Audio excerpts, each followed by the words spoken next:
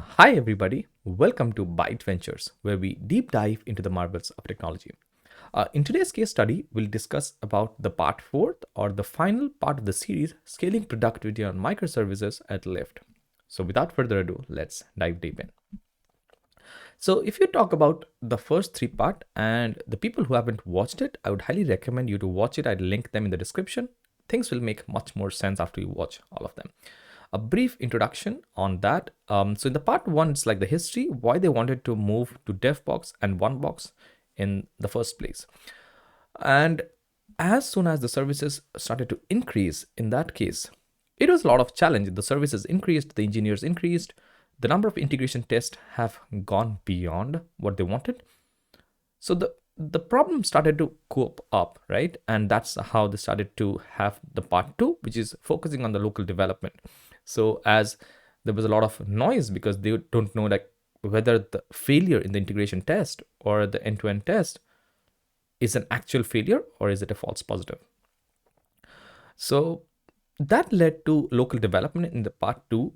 And the part three, they focused on how does a developer make sure to check that, okay, whatever change he has worked on is working across without breaking any other service. It's called an end-to-end testing or E2E test that we'll refer from now on.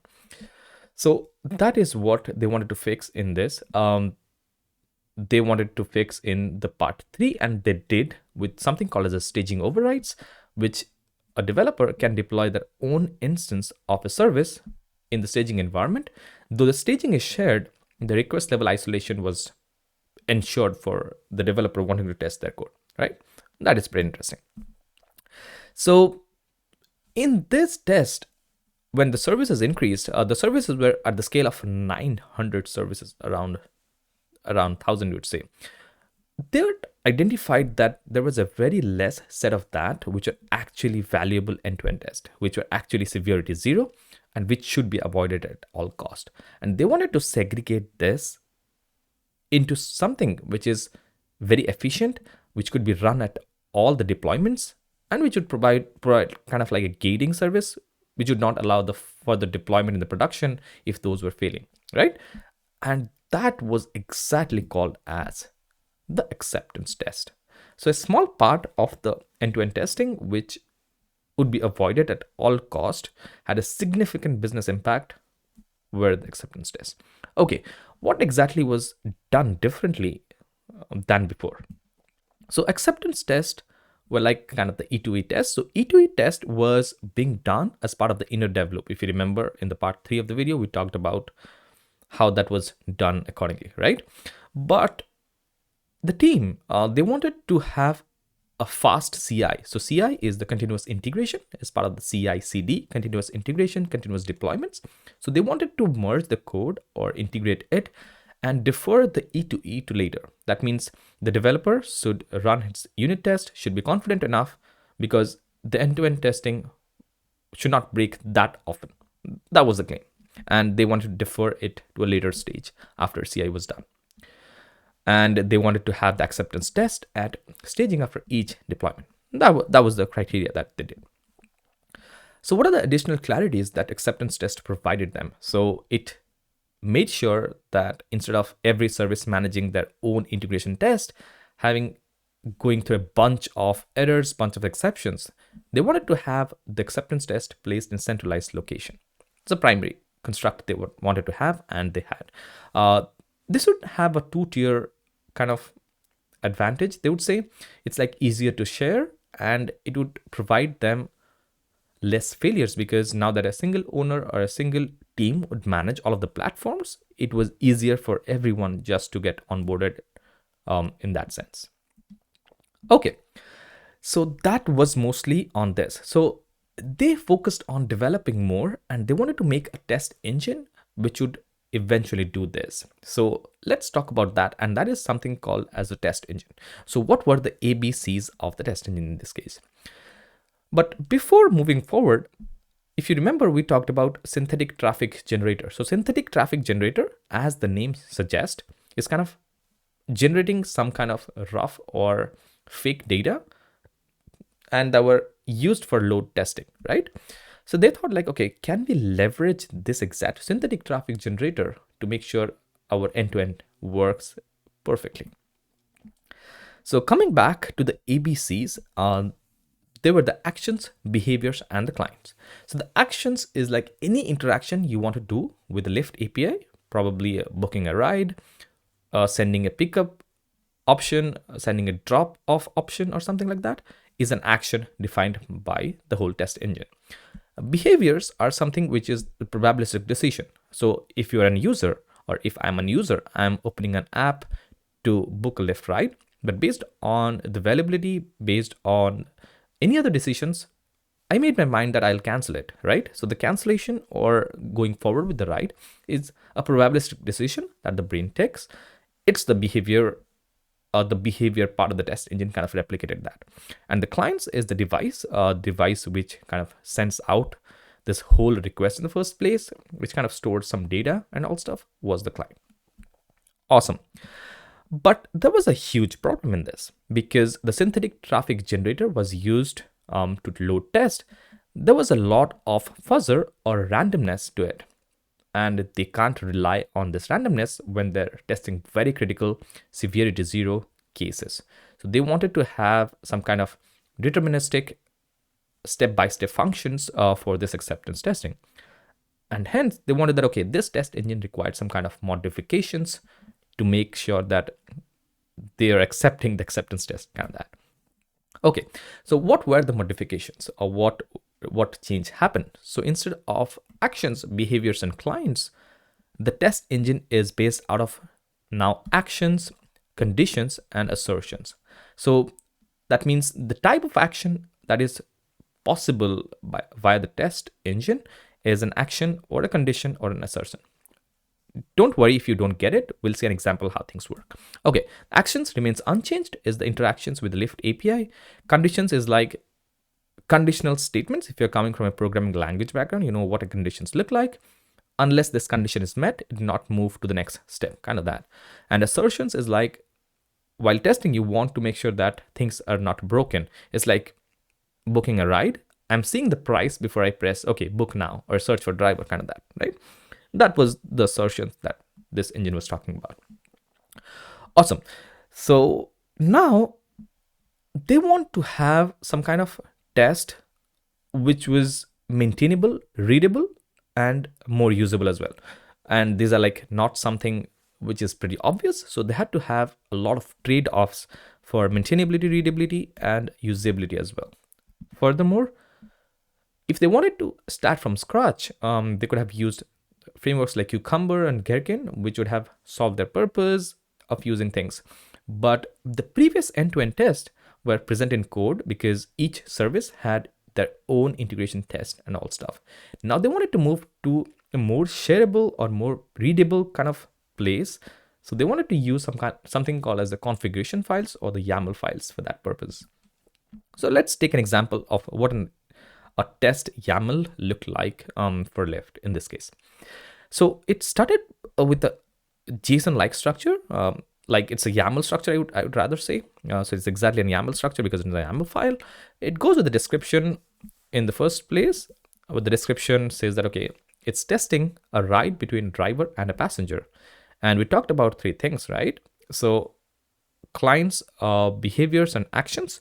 So the total different things were kind of split out into actions, conditions, and assertions, right? So we had the clients here, right? So clients, there are 2 clients here. One is a passenger and one is a driver. So there are 2 clients. Basically, there are 2 devices that are connected for making this whole transaction complete. In these steps were like a deterministic step that would happen one after the other. The first is an action, which is kind of a login action. Then second is a set destination action. So set destination, after that is done, we would say that, okay, now it's time to assert before setting the destination or before booking the ride, that is here, we would have the price quote available. That means the screen should say, okay, it is a price quote between $10 and $20. They have given a condition, but it can be a different thing.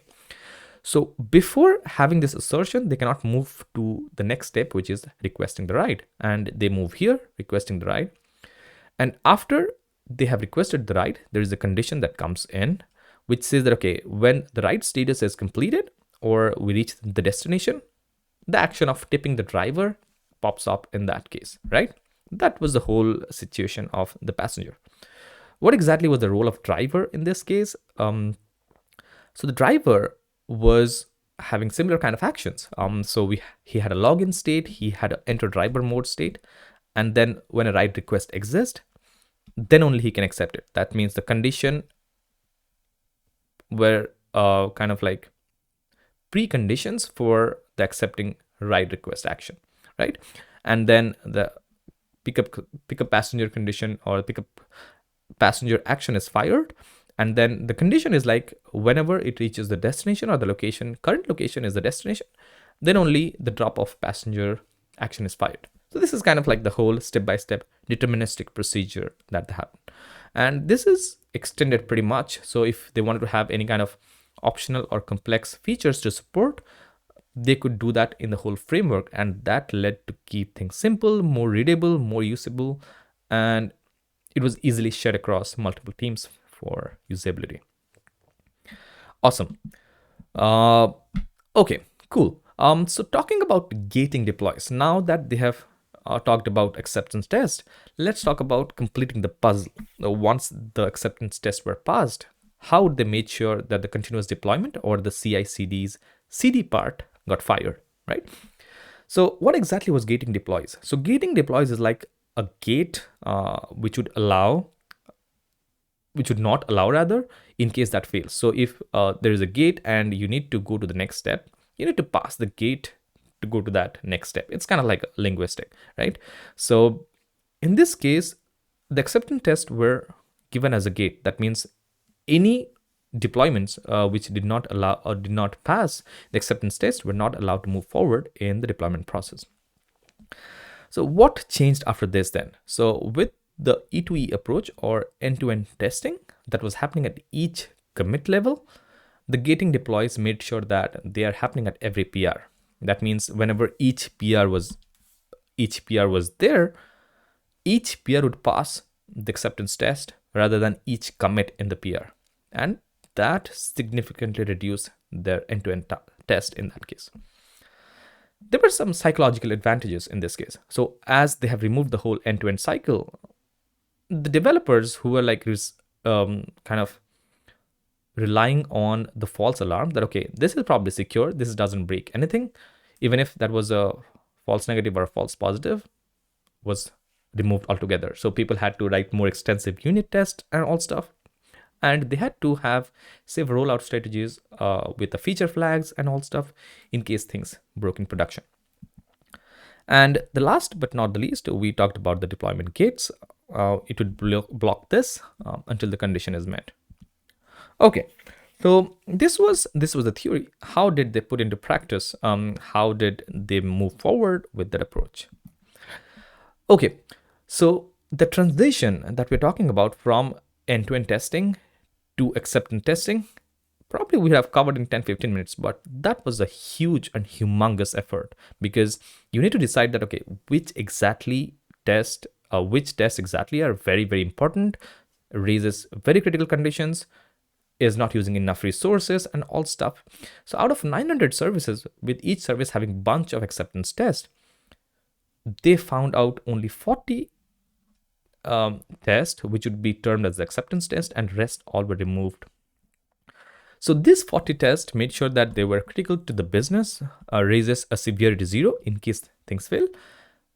And of course, they can't test all edge cases scenario because they don't mind losing out on some revenue because an edge case situation occurred. They don't want the exact right request or right acceptance or payment fail in those cases. So those 40 were the acceptance tests that were carved out, and there was a humongous challenge for that. Of course, so after this big fights, it's time for what exactly was the results and how it made the systems more efficient, made the developer productivity increase a lot more. Of course, end-to-end testing, which was being running for each commit, and if each commit, each PR had like 4 to 5 commits, it was taking around 30 minutes in that case. But now Not every commit or not every PR needs to move forward. Only the PR that needs to move forward has to run it. So end-to-end testing time went from 30 minutes to 10 minutes in that case. Thousands of integration tests removed, as we say, like out of like probably thousands and thousands, we selected 40 tests. So we as in the Lyft here. So they selected 40 tests, which were the acceptance tests. It removed the development hour to maintain those rest things. So it kind of like cleaned up. The acceptance tests, being small, were more reliable. It was helping the developers to have a quick iteration on stuff. It helped them catch bugs before they reach into production.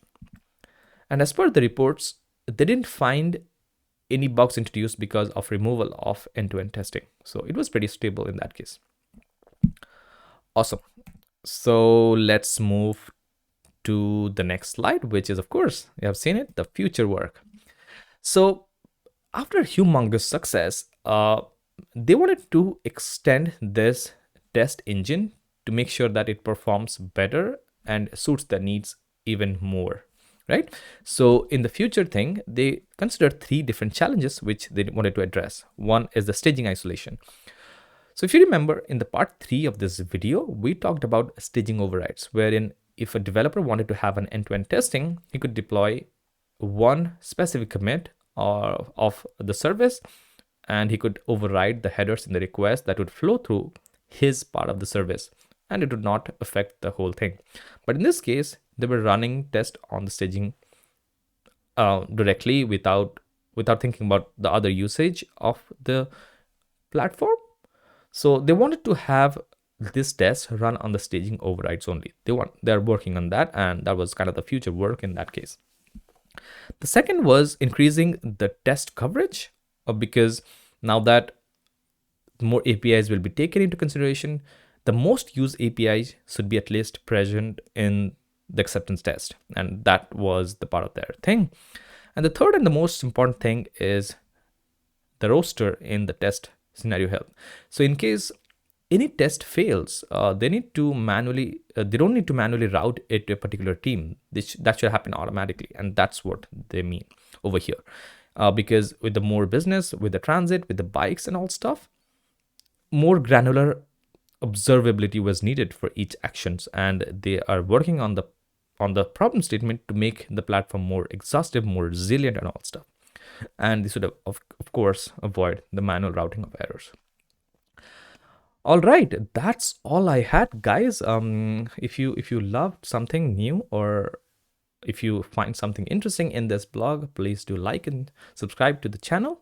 We'll have a lot more interesting sessions coming up. And that's all. I link all the documents in the descriptions below, and let me know if you have any questions and all stuff. I'd be happy to answer them.